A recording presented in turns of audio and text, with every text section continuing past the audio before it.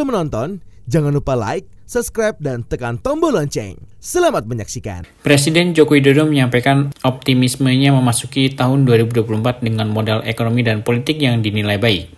Hal penting yang digarisbawahi oleh Presiden adalah konsistensi dalam kerja keras dan bekerja sama untuk mewujudkan hal tersebut.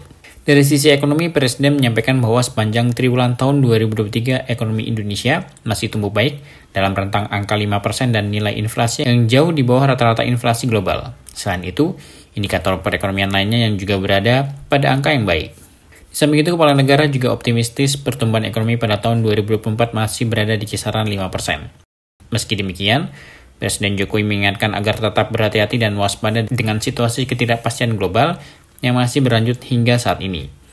Pada kesempatan tersebut, Presiden juga mendorong seluruh pihak untuk terus konsisten dalam menarik investor baik dalam maupun luar negeri. Investasi tersebut difokuskan untuk memberikan nilai tambah kepada negara. Tahun 2024 saya namai tahun yang harus penuh dengan optimisme. Angka-angkanya tadi sudah disampaikan oleh Pak Menko Perekonomian. Mengapa? Ya, kita memiliki modal untuk optimis itu, baik modal ekonomi maupun juga modal politik. Yang pertama, alasan ekonomi. Kita tahu di sepanjang triwulan tahun 2023, ekonomi Indonesia masih tumbuh di kisaran 5%. Jauh lebih tinggi dari rata-rata global yang hanya tumbuh 2,9%. Ini patut kita syukuri, alhamdulillah.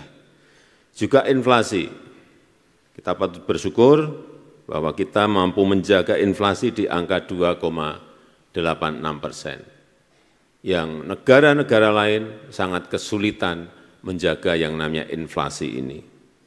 Jauh di bawah rata-rata inflasi global yang berkisar 7,2%. Kita di angka 2,86%. Indikator-indikator yang lain juga baik. Penyerapan tenaga kerja naik sebanyak 4,55 juta orang dari Agustus 22 ke Agustus 2023. PMI manufaktur di November 2023 masih berada di level ekspansif, yaitu 51,7.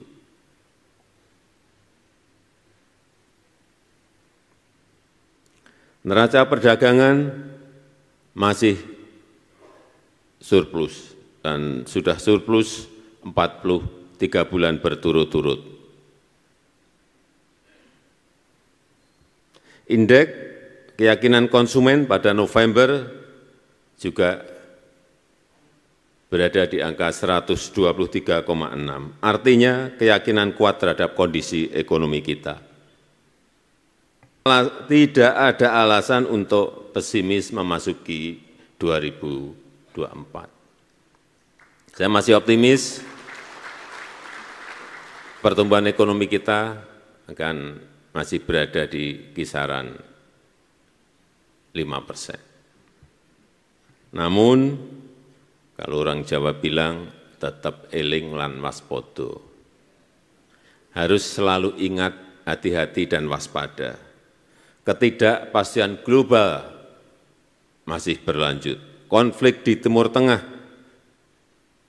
yang bisa memicu kenaikan harga minyak global juga kemungkinan masih ada. Meskipun tadi Bu Menteri Keuangan bisik-bisik saya, Pak, urusan harga minyak kelihatannya sudah tidak akan bergejolak naik lagi. Ini juga patut kita syukuri. Volatilitas harga komoditas terutama pangan ini yang kita harus hati-hati. Ini saya masih sedikit khawatir mengenai urusan komoditas pangan. Karena kemarin saat Super El Nino, produksi beras kita turun sedikit.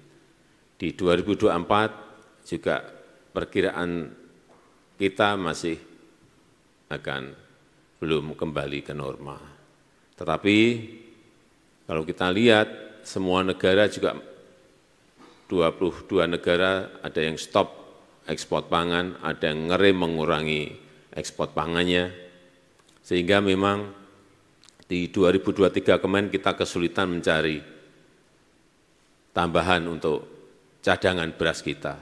Konsisten dalam langkah, bergerak secara berkelanjutan dan bekerja sinergis antara pemerintah dan swasta. Kita harus konsisten menarik investasi, baik investasi di dalam negeri maupun investasi dari luar, investasi perusahaan-perusahaan besar maupun investasi usaha-usaha kecil.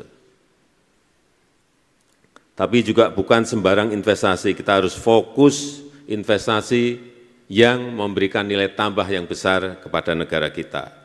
Investasi, hilirisasi di semua sektor unggulan, baik mineral, pertanian, perikanan dan kelautan, perkebunan semuanya, serta penguatan ekonomi digital, penguatan ekonomi hijau, dan penguatan ekonomi biru.